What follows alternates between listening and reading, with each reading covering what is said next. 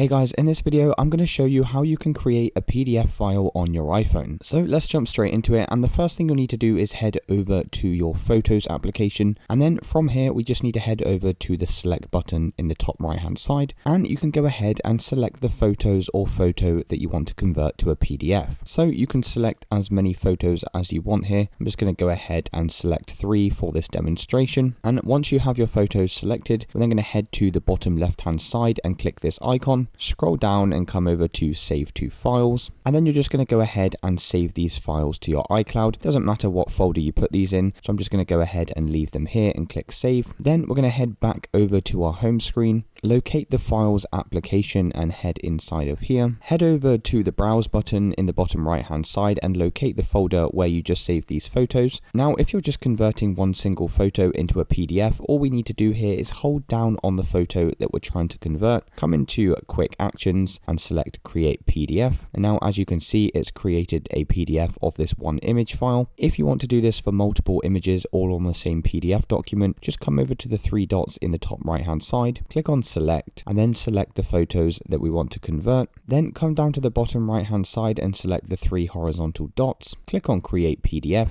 and now if I open up this PDF you can see we have all of our images on the same PDF document. And it's as simple as that, guys. That's how you create a PDF document on your iPhone. If you did find this video useful, then please consider dropping a like and subscribing. Until next time.